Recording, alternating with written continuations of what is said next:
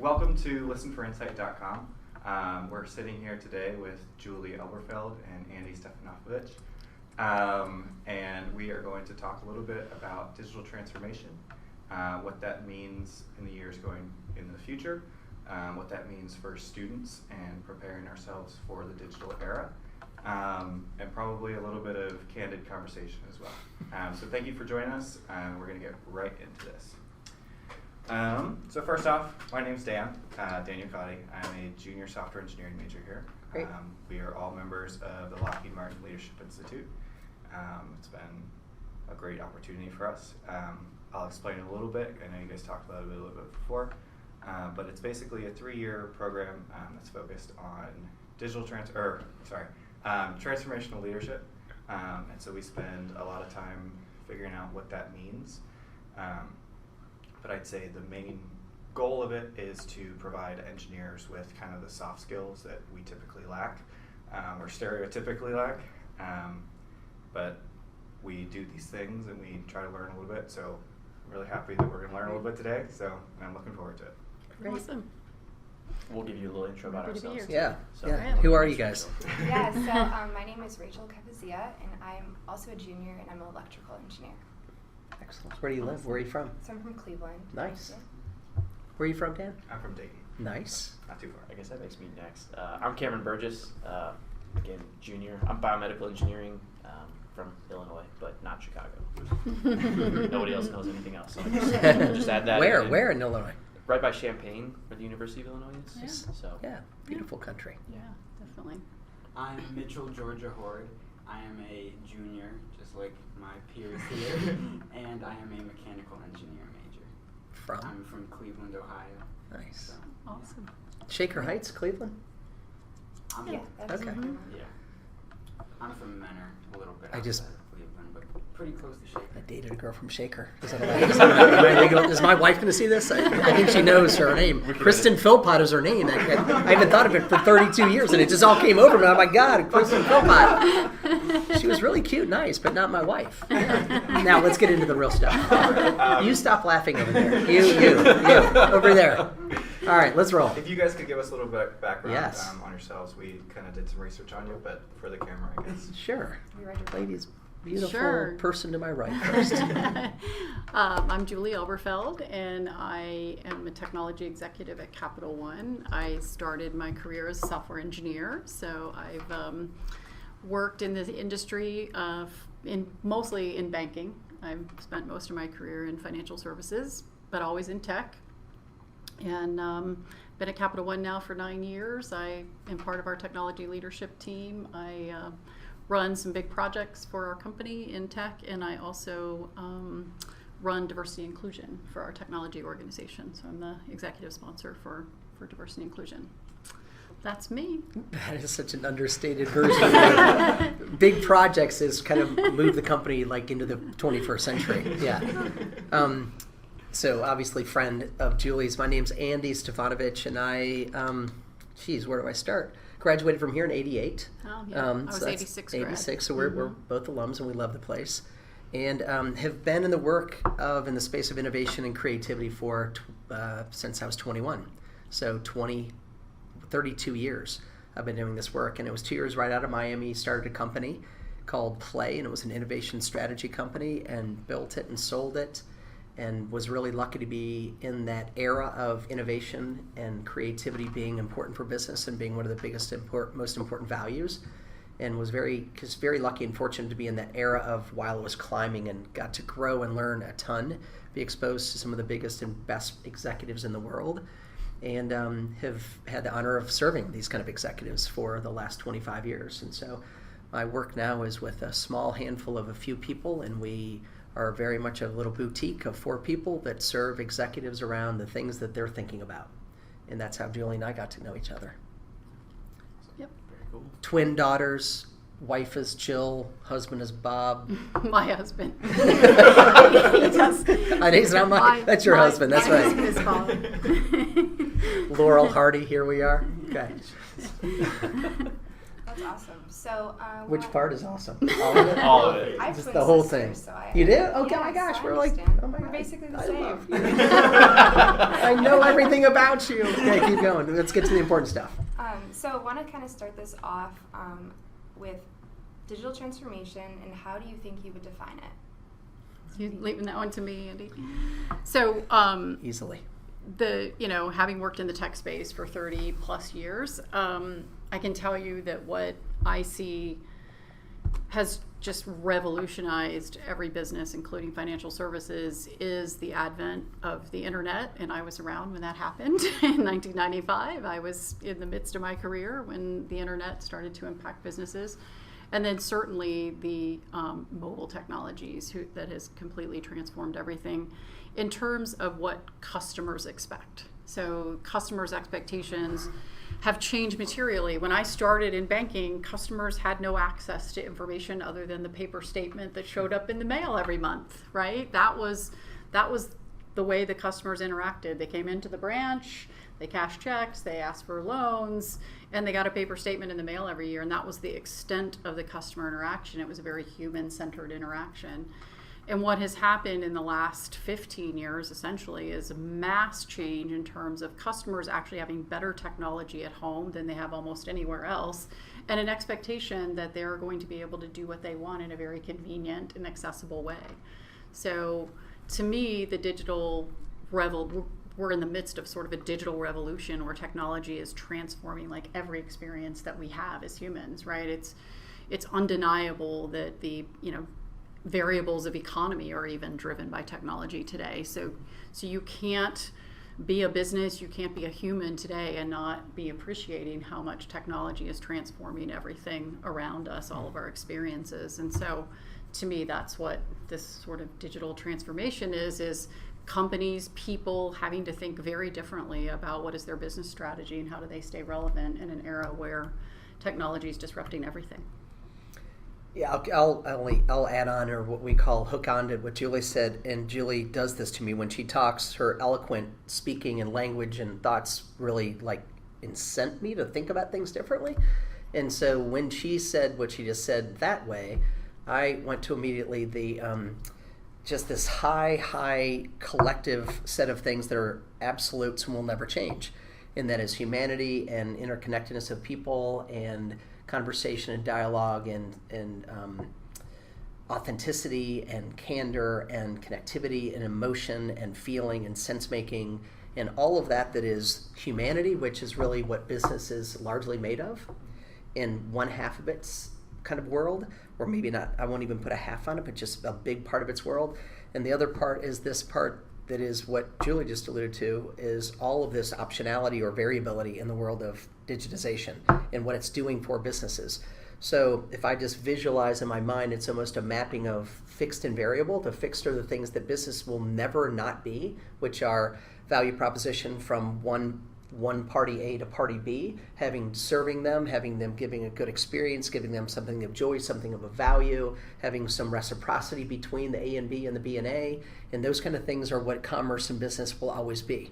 But on the other side of the coin is you've got this variability and optionality that is limitless around where businesses can do this with this new tool and this new philosophy around how to serve, how to create value, and how to actually reimagine business models, to how to really imagine all that they are as a business with this new side. But some of the things will never change as well. So the way she just spoke to it helped me even see those two very separate things that are very much collapsed. But we often kind of talk about them there's business, and then there's digital, and then there's the digital thing, and then there's this thing we do called the business, and they do need to be separated, but they're also collapsed in so many ways. So I was very diplomatic and democratic in that answer, which said nothing at the end.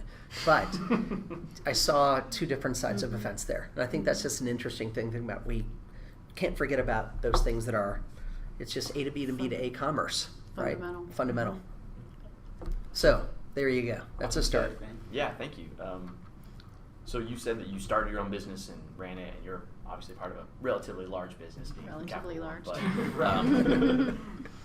what have you seen just over your career, in your personal experience, some things that have changed. So you talk a little bit about bank statements being like, that was the only thing you ever got, and now you can like, I can check my balance at any time on my phone. Like, what are some things that you personally have seen that stuck out to you, that confused you, that surprised you?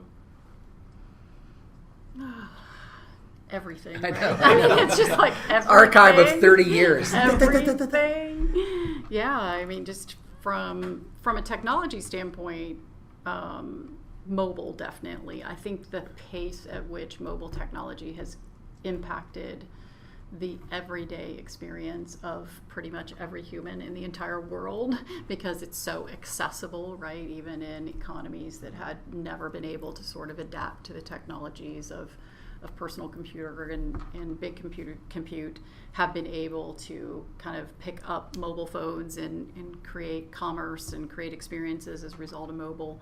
So I think for me, the like perpetuation and impact of mobile technology is probably, to me, the biggest thing that I've seen, and just the pace at which I'm sure you've seen all those adoption curves, and the adoption curve of mobile has just been faster than probably any technology ever.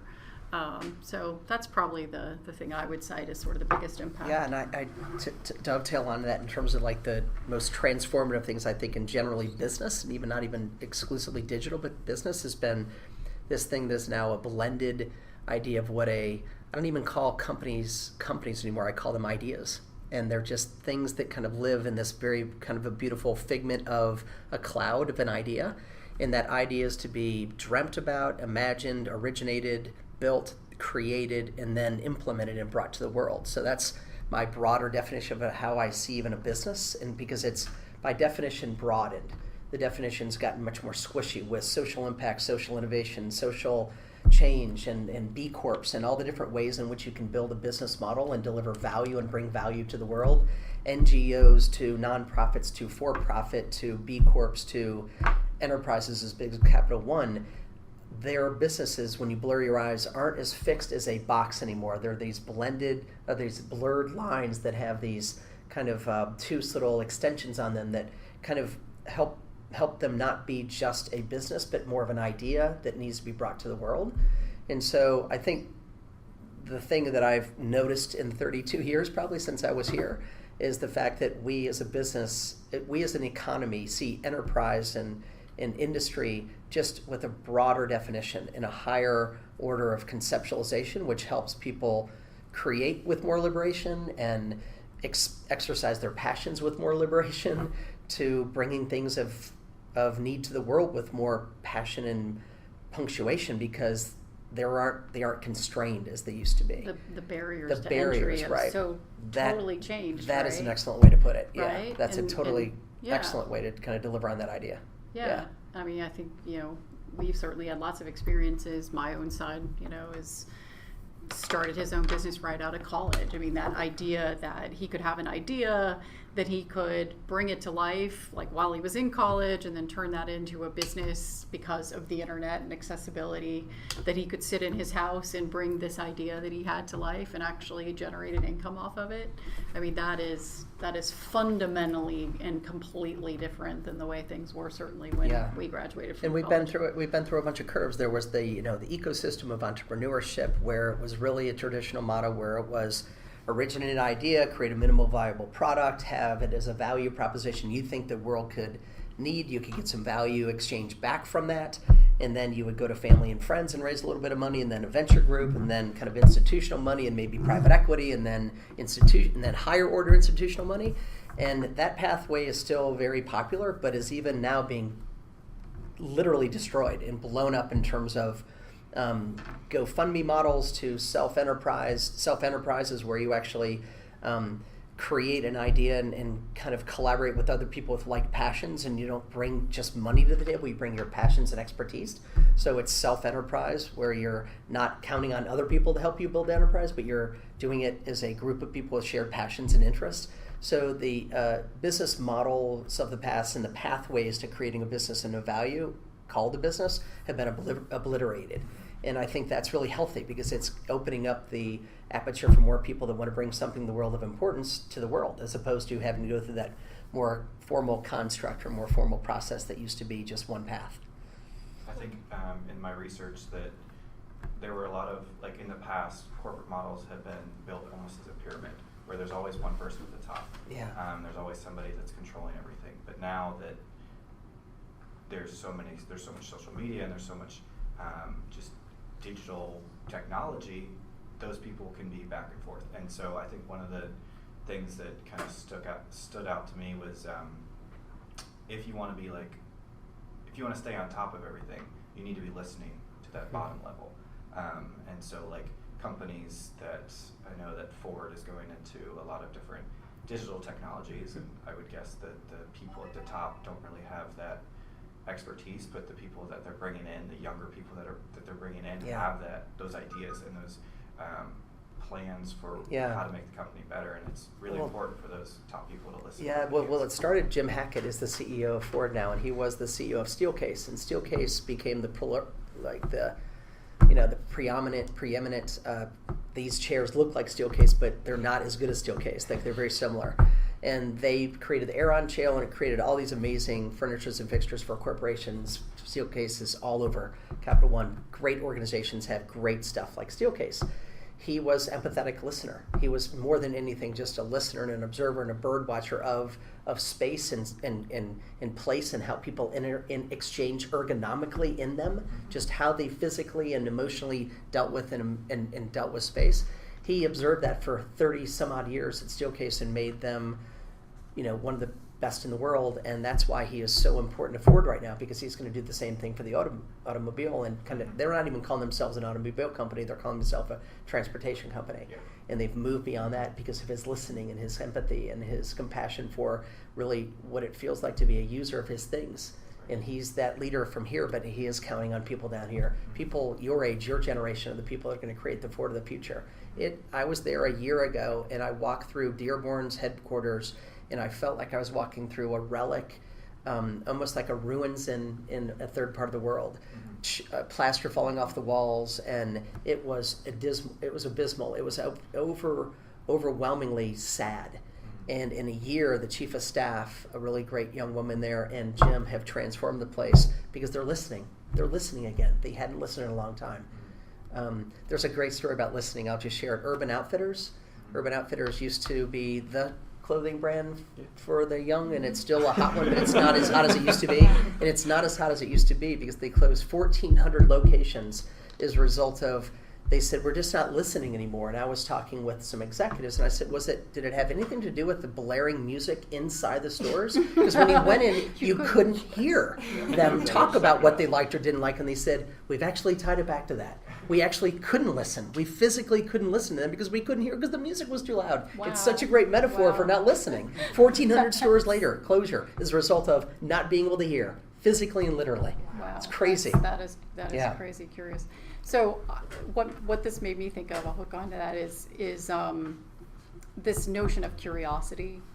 And I think that I feel like I was always one of those people that were like, gosh, Julie asks a lot of questions. She's always asking a lot of questions. And, people sometimes feeling like they were in the best way not prepared to answer my questions. In the beautiful best way, I assure you. And so I think that I've come to appreciate this at this later stage of my career that has served me extremely well, and that having a constant curiosity combined with empathy for people is a really, really important trait. Maybe one of the most important traits of leadership is to just always have a curiosity, because if you always have a curiosity, you never want to stop learning.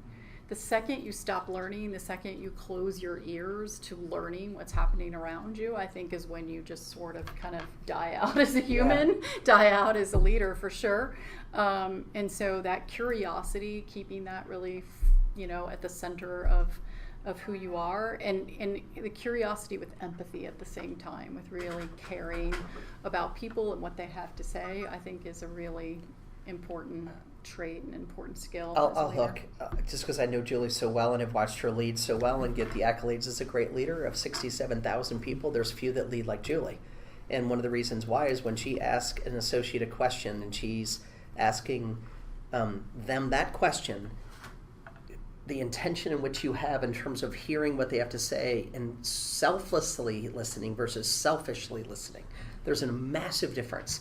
And leaders are often, and rightfully so, kind of in a bad place around them, listening for that answer in a selfish way to serve them and their agenda moving forward. It's almost, I've got the data, I've got more insight, I've kind of checked the box of acting empathetic, but now I get what I need and I get to leave, as opposed to listening with selflessness to give back to them more clarity so they can go do their mission and be the servant leader as opposed to the selfish leader. There's a really, really fine hair in there, and there's a big difference. And the anomaly is Julie, and the majority are those people who listen selfishly.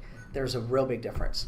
When you ask it with empathy and compassion for them and not for your self-interest, and there's a massive difference. It all gets back to the humanity things, right? It's all humanity and all about just people being people, the best versions of themselves. So I guess that kind of brings me That's to totally, another question. that's how I see digital transformation. That's my definition of it. Cool. So you talk about humanity being important, but then with the increase in technology, we get more and more like robotics and robots taking over just a lot of the human type jobs and stuff like that. Yeah. So how do you see the human aspects playing a role in businesses? I'll give you an example of a visual that I saw last week, and Julie will have a more intelligent. I'll give you just an instinctual story from last week. I was at Vancouver. In Vancouver for the week, there's this conference, you guys are familiar with, at TED. And so I have given a bunch of TED Talks, and I have curated a big TEDx, but those aren't nearly as powerful as me getting to sit and listen to 90 talks over the course of 5 days in Vancouver every year. It's a gift that I'll never, kind of just discount. And I was sitting there, and Chris Anderson, the curator, said, "Welcome Jack Dorsey to the stage, founder of Square and Twitter." And Jack's worth $4.5 billion, and he kind of looked like he was worth $4.5 billion. He kind of looked a bit removed and a bit removed of emotion and stoic, and it looked as if he had turned into a caricature of himself. It was a very odd situation, and Chris was trying to break through that humanity. And Chris said, we never allow this at TED, but we'd love everybody to pull out their phones, and as Jack is talking, go to whatever Ask Jack Twitter handle. And we'll put up on the screens behind our conversation those questions that will be rolling through. And so instantly, 1,200 people in the audience in Vancouver are sending Jack messages, and they're scrolling literally by, just at the pace in which they're just flying by, and you can just barely read them. There's hundreds and hundreds and hundreds. Well, you start seeing so many of them, and you find yourself going from like the personal conversation, all empathetic and all about humanity of two people talking and having a conversation, heart to heart, open and being human, to all of us having to challenge and kind of debate which side of this conversation we wanted to watch. Was it the Twitter feed in terms of the questions being asked, or it was these two humans having a very important conversation around the utopian or dystopian aspect of social media? If it was going to kill us or going to save us. And all of us finally became human again. And you saw all these then Twitter feeds saying, "Stop the scroll, it's killing me. I can't watch anymore, it's distracting me. I need to be human again. I can't do this anymore." People reacted in the audience saying, "Enough of the Twitter feed. We can't be social. We have to be human." And social is not human. Human is few people talking. But it was this beautiful example of us thinking that it was going to be a perfect exhibit of Jack, the CEO, and these Twitter kind of lines following behind, and we'd be all kind of blending them. We got overwhelmed with the digital side. And we all asked quickly, put it down, take it down. We want to watch the humanity on the stage of two people trying to solve a really important world issue right now. It was an amazing metaphor for the entire week around, we've just had too much. We've had too much. And then 5 days later, he was really harping on Jack Dorsey about doing something about the spiraling negative effect of it. And Julie and I were just talking about it uptown, was the idea that 5 days later, Sri Lanka happens. And the tragedy that was Sri Lanka, they have attributed back to, if they would have taken the social media down, the spiraling effect of that negative conversation and incredibly toxic kind of interaction people are having online, that it could have potentially not had that tragedy happen. And so it might have not been the only stimulant for stopping it, but it might have been one of them for stopping it. And so 5 days later, we see things like this, and so we've got to get a grip on it. And it's going back to that visual, I think, is just an important one. Like, we want this. We don't need this. We're alone together too much. Yeah. I think it's tough. It's always tough for me because I work in technology. So I, on one hand, can see what technology can do for good, right? I mean, there really is powerful outcomes that we can get from technology that can really do things for societies and for communities that, you know, we couldn't do in the past. So I always want to say, like, there really is really good value in technology, and some of the progress that we're making is really helping people. At the same time, I see the destruction, and I see this, you know, the technology getting in the way. I mean, you all experience it all the time, but it just kills me when I walk into a restaurant and I see a family of 5-6 people out for dinner, and every single person has their head in their phone. And I just remember, like, the dinners in my family, like when we were too poor to go out to eat, and sitting around our kitchen table, and, you know, it was sort of required that everybody would show up for dinner, and what was the best thing that happened have today? Conversations about our day, and we debate some topic. And I remember, like, you had to go get the physical encyclopedia when somebody was, like, debating about some fact that, you know. Britannia. Yes, Encyclopedia Britannica. Britannica, thank you. Encyclopedia Britannica. And so that loss of even family connection that's happening as a result of it. And I think, you know, it's going to take a conscious effort to say, we'll use technology for good, and we just are going to have to, like, really let go of some of it that is really destroying human relationships. I think it's y'all's next 20 years. Truly, it's your next 20 years. I mean, we've been at it 20. There's now the next 20 that are going to be the fundamental pivot around how we manage that good and bad. And it's your leadership. It's this generation of you that will kind of determine that management of, and be the leaders around just how to balance those ins and outs of the goods and bads. I mean, we've seen it before, and I think we have to kind of start to draw some analogies. Like when, you know, it's been a long time that they started automating lines, right, in factories. I mean, that was in our childhood, essentially. There started to be more automation of factory lines, and then there was this whole conversation around, gosh, we're going to displace all of these workers from factories because we're going to automate all their jobs, and this dehumanizing of sort of the industrial part of our country. And, you know, right here in the Midwest, we certainly have seen the impacts of that, right, as people have lost jobs in industry.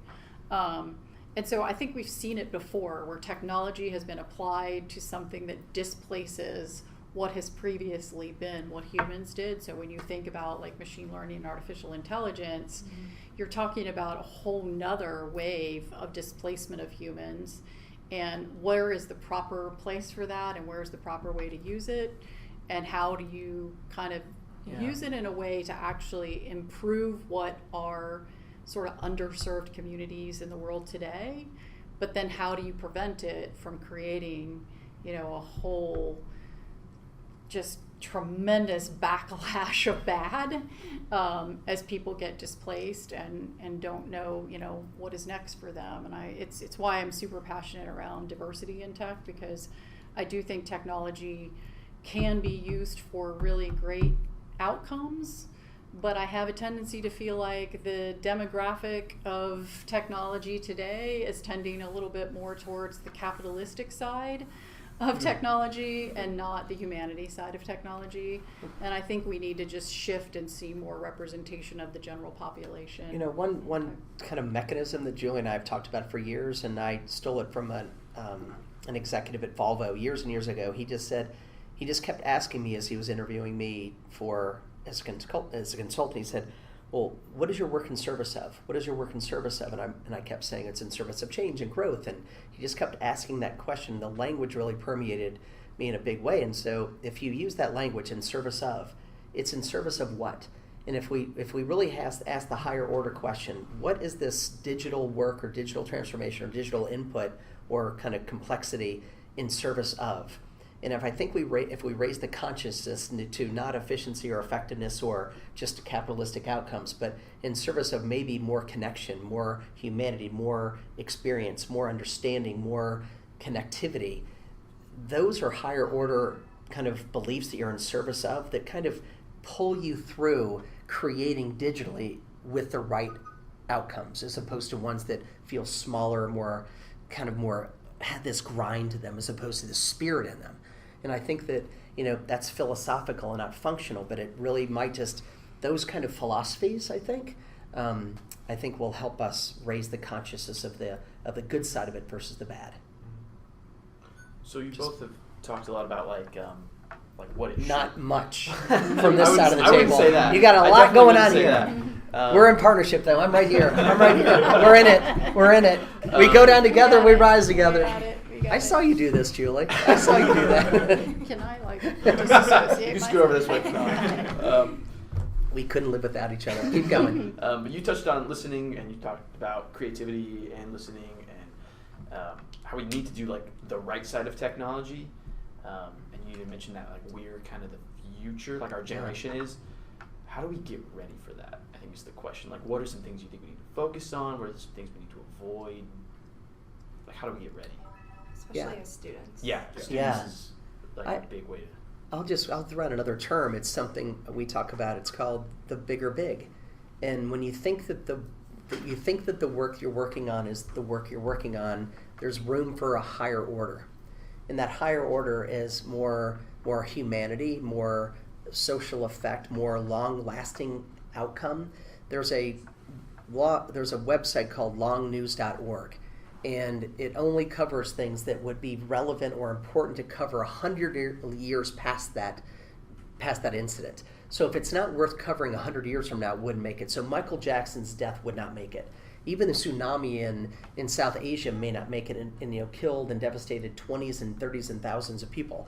It's famine and really, really important global issues that have 100 years kind of legacy to them. And so if you were to talk about the bigger big, I think your maturity and your kind of wisdom around looking at the higher order of the work that you're working on, just changing the reference point, moving up the ladder 1 notch, 2 notches, and keep looking at higher, keeps pulling you towards the better work and the more serving work as opposed to the selfish work. And so I think there are just philosophies around you're not in service of this. If you think you're in service of this, you're not looking at it the right way. You should be looking at it from a bigger big. Julie and I actually had a really good guy and friend talk to us about, what was it, go big or go bold? What did Ted say? Too bold, go bolder. Yeah, if you're bold, go bolder. If you're big, go bigger, yes. right? Yeah. And I think that philosophy, I think, kind of just keeps your frame of reference higher. And it's really easy to chase the money. It's really, really easy to chase the money. And I think it probably cost me literally millions of dollars, millions, tens of millions of dollars over the course of my career by having a bigger big. But my company still achieved many tens of millions of dollars, but it was not in service of what we thought the work was, which was making people more creative and making products and services. It was in service of putting play and humanity and connectivity and empathy and compassion and curiosity and hope and belief and love in business. And so that was our higher order. And that pulled us through, and while we had that as a higher order, we were delivering on make things more creative, make products and services. But it kept us honest to something higher, and I think that's a how that is wise, smart, young people like you. If you even adapt a bit of that philosophy, I think it might help. Yeah, I was going to say, so I was a math major here, which is not the career that I'm in, right? So I think at times when we're in our college years, we think that like the tangible skills that we're learning, in particularly probably in engineering schools, that those really tangible skills are the most important things that are going to propel our career. And I think the most important classes I took were philosophy, sociology, psychology, art history, those courses that made you more, a human, more open to what goes on in the world. And I think that's, the skills that you need to get that first job, or, it's pretty much your degree. It's not really a lot of what you actually learn. I hate to tell you. But I think that, to me, is, really getting in touch, and I'm glad you all are in this program and that you did some of this personal leadership, really getting in touch with like your own moral compass, like what is it you really believe in, and ensuring that really guides your decision making through your career, because you are going to be faced with a lot of obstacles and a lot of choices, and times when you could chase the dollar over doing what you think is right. And I 2 years ago stepped down from what was a pretty cool job. Really cool. I was a divisional CIO at Capital One, but I started to appreciate this challenge in the tech industry around diversity, and I just got so much passion around, like, this is the thing that is going to make or break the future. Like, really, truly, if we don't have more, people at the table with fresh ideas and different perspectives, being part of the teams that are creating the technology of the future, that we are really going to face something that we may not like. I mean, it's already, there's already some things out there where you're seeing a ton of bias already creeping into, the solutions that are being developed. And so I said, like, this is it. This is the thing that I really, really want to do. I could, chase the top CIO job, and I've been offered those jobs, and I've said no, because this is the thing that I think is most important and the thing that I can try to make a difference around in the rest of my life. So I think your preparation for the future that you all face is to really get in touch with, like, the humanity of your experiences here. And you're going to be very embedded in the engineering school in those, kind of hard skills. And I would really work hard to really embrace you guys the other opportunities. Julie says it so beautifully. You guys are in an amazingly fortunate position. You will lead. You will be leaders. Like, the emotion runs through me when I think about that. Like, it's heavy because you have an enormous responsibility. I have 14-year-old daughters, and you better make a damn good life for them, because they may or not lead, but you guys will be leaders. You guys are in the place you are going to walk into leadership roles. So the responsibility upon you is enormous. And I visualize it as a be over do. So you guys are, I'll use Julie as a great example. She knows how to do math and engineering. Like, it's like it just blows through. It's like it's like nothing. And that's like a walk in the park for her. The B part of it is higher order than the do part. And she does the work that she does below the line so well technically that she's now had to evolve as a leader around the B. And I think that both Julie and I would both love to have accelerated our curve around and been faster at the understanding what we really believed early. A guy named Jim Ukrop is a mentor, partner, a friend of mine in Richmond. He's an amazing businessman with the most wisdom kind of at the core of a few people I've ever met. And we were at a lunch at a southern restaurant, soul food, eating some collard greens about 10 years ago, and he started peppering me around what I really believed, what I really trusted, and I really knew. So what do you really believe, what do you trust, and what do you know? What do you believe, what do you trust, and what do you know? And I journaled it a little bit and kind of shipped it off. I didn't put as much merit in it. About 5 years ago, I was going through my journals because as a digital transformation person, I've never owned a computer. I don't know how to open a Word document, and I pride myself on that because I think the world ought to be here and not here. That's me, right? And that's why we work together, because she does both worlds, but I keep her keeping up here, right? So we have that kind of relationship, and almost like professional marriage. It's like we count on each other for that, truly. And so, but when he went through that, I kind of dismissed it, and I didn't really understand where he was going. 5 years later, I find that journal from Germany that I opened up, because then I dog-eared the page, and it had be, believe, know, and trust, and I dug really deep into it. And since that day 5 years ago, I can verbatim the beliefs, trust, and knows. I believe these things, trust these things, and know these things to be true. No, I know human connectivity and good will always outdo bad.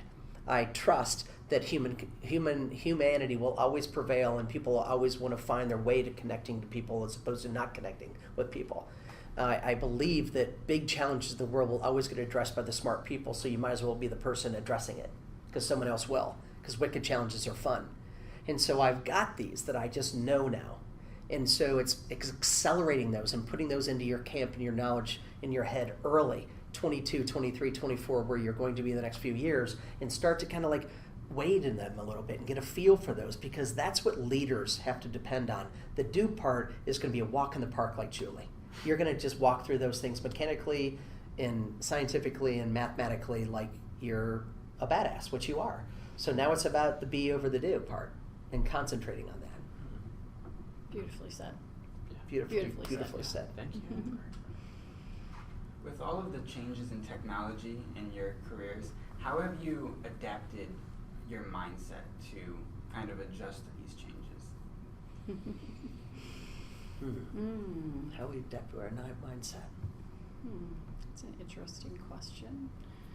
I think that the pace of change for me and for my teams has been at times overwhelming, right? Like you almost feel like you just finished using the technology platform and developing the solution that you thought of a year ago, and there's already like something better, and you probably should have built it on, some new technology, and are you going to refactor everything? And so the pace of change is, I think, accelerating faster than humans can absorb it. And so you have to kind of start to get your mind around change is inevitable.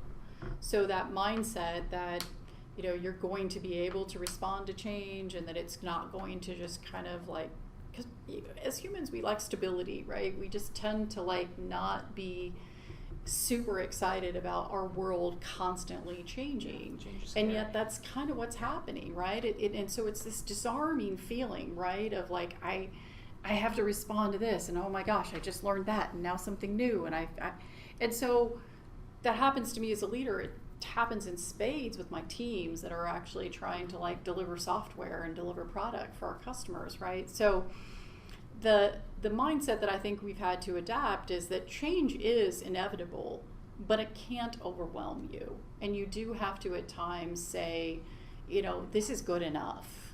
Yes, we could change this again, but we have to sometimes say okay, let's just settle into this for a bit, and be comfortable that you don't have to kind of keep up with every single solitary change that's happening around you. I mean, that's probably one of the number one questions I get from young people today when I'm talking to people at work is how did you keep up with learning everything that you needed to learn in your career, and how do you keep up with the pace of change? And I said, look, I have empathy for you all, because the pace of change is so much faster now than it was. I'd seen more in the last 10 years than in the first 20 of my career. So I think that's one of the mindset is how do you balance that pace of change with what we know we can absorb as humans and still stay, kind of above the line in terms of our humanity. Having no digital experience, literally zero. There's ones and zeros I see in my mind, but I don't know what they add up to. And you guys noticed he has no Twitter handle, because I know a lot of people were tweeting over the weekend. I snapped some pictures and sent him that's some the only way I can see him. How do I open this thing? My 15-year-old daughters were that's Julie's Twitter? No, that's theirs. I don't know how to get to it. So I don't adhere to any of it. And you now get my philosophy on it. It's capability and mindset for me both. It's a little bit of an orientation around philosophy, but also mechanically, I'm not capable of understanding how to hit buttons and things. I think that as I think about this in a very rudimentary kind of novel, fresh way, because it's not based in expertise, it's based on instinct. It's I think too many people get caught up. It's like anything, too many things, you get overwhelmed with them. But I think the people that kind of rise to the occasion of, in the best way, stardom, not stardom for their own sake, but stardom in terms of creating something that is a star because people are attracted to it and it's a good thing, they become authors and experts on a few things. And they double down on this is a program, if it's a program or a platform that I really believe in, that I can do a lot of great things in the world around, and you dedicate yourself to that. Don't get caught up in the whizzy, bangy, cooly, novel stuff. That's philosophy 101, Farmer's Almanac. My grandfather would have said that. Count on the traditional stuff. Count on the stuff you know to be good, and do good work with that. And it's not about the tool. It's about doing good work. It's in service of creating something of value to the world. It's not about getting caught up in this stuff. This stuff can help you facilitate making the good stuff. But when you find some good things that feel comfortable, you get good at it and trust it and make that your thing. I think too few people do that. And when I find, as I've hired, hundreds of people now that are in the creative space, I find that they find, even at a young age, they found a little passion or specialty around, it's this type of writing, or it's this kind of research, or it's this kind of insight gathering, or it's this kind of conceptual thinking. And they just really make it their passion, And those people rise up. Those people that are scrambling to find the new every day kind of get lost in the shuffle. That's a really my good view. point. No, I think that's exactly right. I would also say that this is where the beauty of working with others, right, comes into play, right? Like, nobody needs to know everything. Nobody needs to be, the expert in everything. And everybody brings sort of something different to the table, even if you sort of are working in the same domain. So the notion of collaboration, of bringing kind of interdisciplinary groups together to create and explore is so important, more so now than ever. And I think one of the big misnomers about the tech industry, for example, that I work in is that we all sit around in the corner coding and never talk to anybody. And it's the thing that's keeping people out of tech, women in particular, right? Because they start to have this thought that everybody that's in the tech industry just sits around and they're drinking their coffee and they never talk to anybody. And that's just couldn't be further from the truth. It's never been so important to have interdisciplinary groups. You need the creators and the designers and the executors and the planners and you just have to bring these interdisciplinary groups together to get the best answers. And so what's your niche? What's your specialty? What's your thing that you're passionate about? And loving them for that. Yeah. So Lin-Manuel Miranda, the guy from Hamilton, I was in a room with him about 2 years ago, or whatever the time period was, where he was at the complete height of Hamilton. It's the only time you called American Express card services, and the voice recording said, "I'm sorry, we can't answer your call right now, the concierge services, because we're too in demand trying to respond to Hamilton tickets." I've never heard anything in my life. I've been American Express Platinum holder since 1990. I've never heard that. That's what a fanaticism this was, right? It was crazy. And so in that exact period, we had him in a room this size, 20 of us, for 4 hours, right in between his afternoon kind of stretching, where he stretches, to a yoga, to a good, he had some acai bowl, to 4 hours of rest before he goes and gets dressed for the performance that night. It was an amazing experience. And all this stardom in the room, and all this amazing stories about being with Obama and all the things he had done, and on the Fortune, on the cover of Time magazine that week, and he's making $500,000 a week at this point, was what his income was. It was a crazy phenomenon. Someone in the back of the room at the very end said, "I just got one question that just is the one I think we'd all want to know. In 30 years from now, when you're, let's call it 58, and you're sitting with your loved one somewhere in a special place, and you're rocking in a rocker, and you're holding their hand, and you look over and say, that period of time was really amazing. What will you say was amazing about it?" And they'll say, and he said, without any question, with so much clarity, and it was beautiful. You can cry in business, you know that. You can cry anywhere you want, as many times as possible, all day long. It's a really healthy thing. You know that, right? Yes. Okay. Yeah. Do not be look at me, I'm so strong. That's a really bad thing. He said, what I will remember is working with a handful of people around something we all had a shared conviction and passion for, and changing the world a little bit in our own way. That's it. That's lovely. That's that's the best.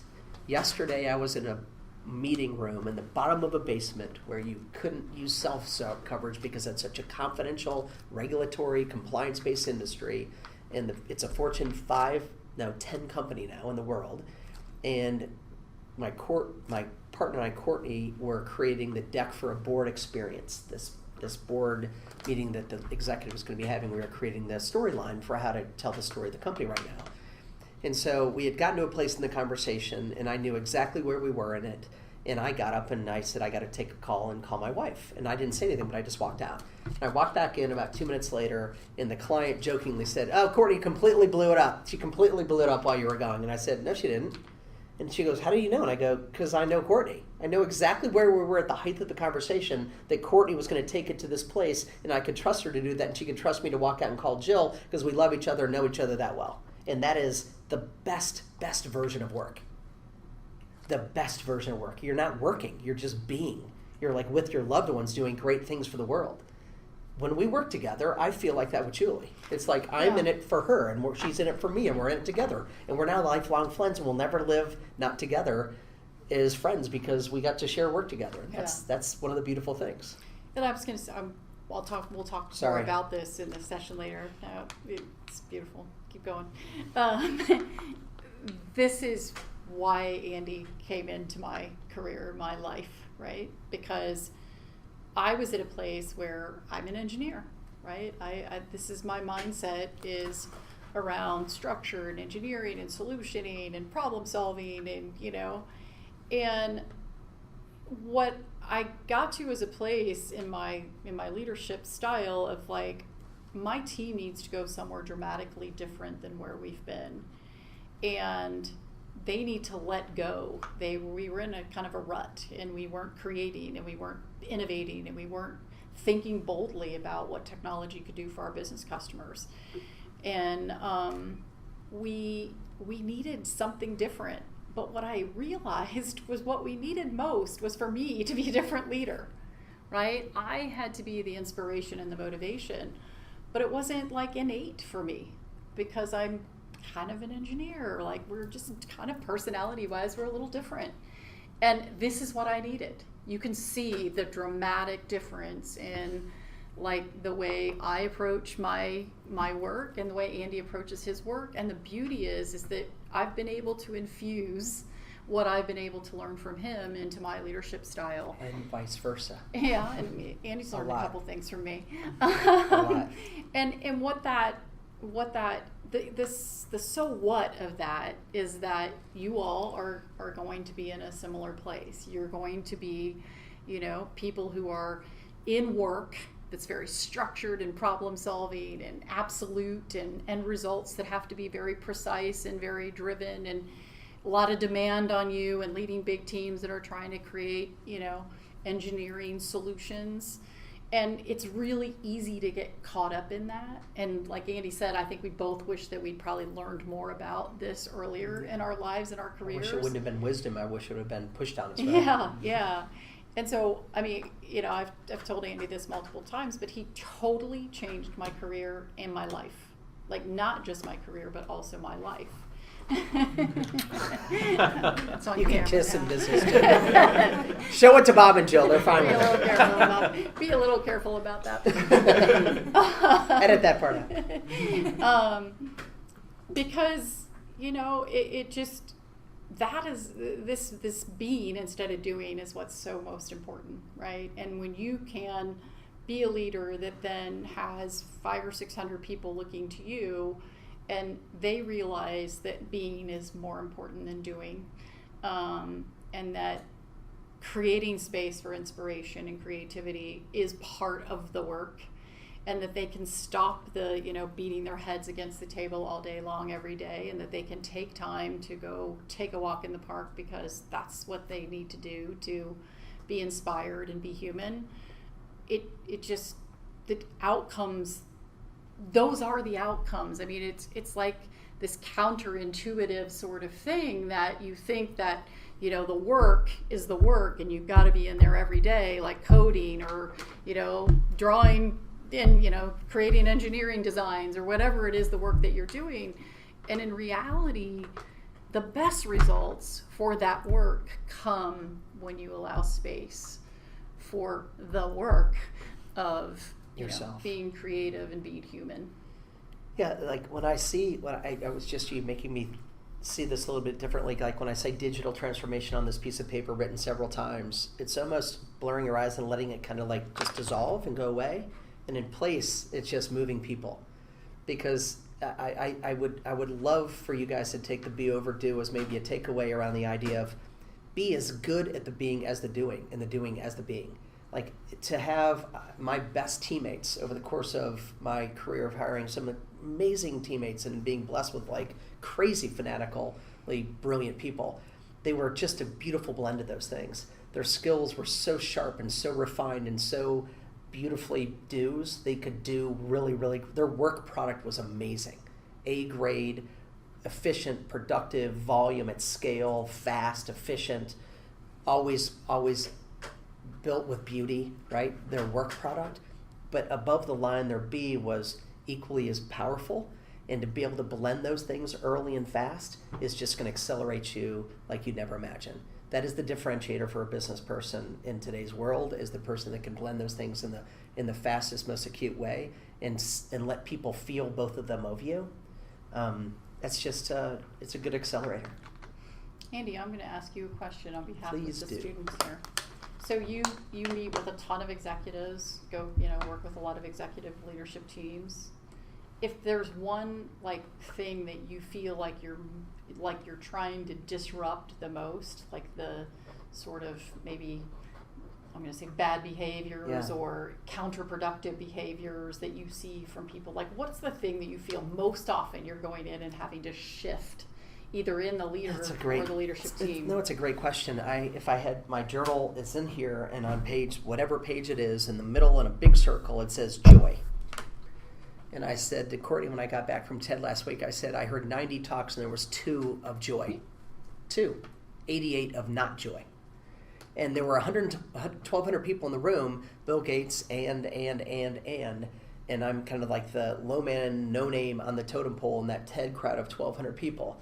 It is some pretty influential people in the room that could, at a replicable level, do a lot with their kind of imprint. But there were 88 talks on the stage that really were not joyful and extracted joy from you as opposed to put joy in you. And I came home and I said, Court, I think we're in the inspiration business, but if I were to even make it more qualified based, or even in a higher qualifier base, it'd be joy. Because that's the thing that they're really seeking. Because this calendared, scheduled, methodical, overprogrammed, too many people to report to and too many people reporting to them world that makes them self-important and makes them feel as if the work is the work of them and only of them, and the only thing they are as people. They take on this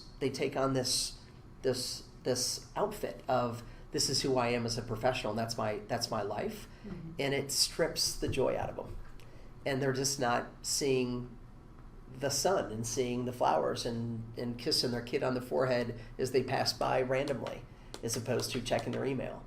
And that's what I think is most important for executives in this world. The higher you get, the more it gets stripped out of you, and the more you're removed from it, and the more people isolate you from those things. You get to see them in surface level, Ritz-Carlton buffets and really beautiful museums and Van Goghs, and you may hear a cellist from the Philharmonic that is better than the other because you're in a special reception, but it's kind of cosmetic joy. It's not real joy. And so I think that's the void that I think executives and people in today are lacking the most of. Yeah. Joy. That feeling. All right, we are. Where do you take that? We're actually out of time. No, we're not. We have 6 more hours of film. Get that thing going. Come on. Yeah, we are going to get here for you later, which is a good Glad you didn't thing. hit the gun. We've said everything we know, I think. Speak What for do you? yourself. Yeah, I know you've got more. We are a little bit out of time, but I just wanted to kind of finish up, see if you guys had any more advice for us. You guys both went here. We did. We're kind of experiencing what you did all those years ago, and I'm enjoying it, and I've enjoyed hearing about you guys, and very inspiring. But is there anything that you guys had wished that you had done, or like something that you wanted to do as students here, or what advice do you have for us as students of Miami alums, and in that sense, what can we do to prepare ourselves? I sit on the bench and just... It's a special time. Yeah. It's a really special time. Experience it. Really experience it. That's it. I think, like I said, this curiosity thing, this constant learning. I mean, every time I'm ever back on a college campus, when it was taking my kids for college, campus visits as they were going off to college, or coming here today, you just get this vibe of like, I want to be here. I want to learn. I want the freedom to spend the time just really absorbing what, the wisdom and the knowledge and the experiences that you can get from your professors, from your fellow classmates, from just the experience of being here. It's an unbridled experience that you will never have again in your life, to be honest. And so it's just really truly like open up yourself to experiencing it. we were just talking about our grade points on the way in here. And he said, oh, you should be, what did you have? Do you have a 4.0? I said, yes, I have 4.0. You should be proud of that, or whatever you said. And I said, I'm not particularly, because I probably missed some things. In my desire to kind of get the next A, I probably missed out on some things that would have enriched my life more than the next day. So, just, I'm not telling you. You were too busy. Not telling you to blow your GPA. You were too busy doing, and I was too busy being. We could have known each other then. Would have been a good thing. I could have learned a little. We were actually on this campus at the same time, yeah. And we never knew each other. But I know we walked by each other and slant walking like, hey. And my wife really complimented me on the do side. She was an econ math major too, and so she brought a little bit of that discipline to me. We brought this really great thing to Richmond called the Portal, and if you want to look up it, it's called sharedstudios.com, and it's a shipping container painted gold that there are 41 of them around the world, and when you walk into it, there's a screen where you get to visit any of the other 40 locations around the world. So yesterday I was in it talking to 5 men from Afghanistan, literally sitting here talking to 5 guys from Afghanistan, talking about what it's like to live with the Taliban. And the guy who created it, Amar, went to Yale, and then he went to law school. And when he went to Yale, and he was like an artist there and did some business stuff, but then he went to law school, and he said, it was really great to go to law school because I really didn't want to be a lawyer, but I just really took advantage of being in that beautiful setting, observing people, learning about myself, and creating. So I think that these 4 years are do stuff, like ace the stuff. Don't be like me. Ace the stuff and get great grades, because it's just going to sharpen your tools for the rest of the world that you're going to bring, because you're going to need them as a leader. But the other part of it is, Julie and I can easily say, you can pinch me or pinch Julie, I've had kind of the best life you can ever have. I'm 53, and I don't know if I can't imagine a better life since I left here. With that, these 4 years, finding Jill, having some great friends, sitting around and talking shit and sitting at Skipper's and just enjoying each other, it's very special. Very, very special. And I've had, like you've had, on average, way better than most people's lives, pinch ourselves lives, on every dimension. So this is special. And it's Miami and it's school, but it's Miami too. Yeah. Awesome. Well, we'll wrap it up there. Just again, big thanks to you guys. Yeah, thank you you guys so so much. much. Thank you. Thank you for taking the time, flying all the way out here. You guys are amazing speakers. I'm definitely inspired. Looking forward to later too. I very much want to be you guys. Do not. You're a great you, I promise. You're a great you. Thank you so much for just taking the time to come out here and to spend the time with us and to give back to us and to kind of give us some of your experiences. And it's been super It's an helpful. honor. It's an honor to come back. It's a pleasure. It is an honor. Get to know you all as well, Yeah. especially young people. Thank Yeah. you.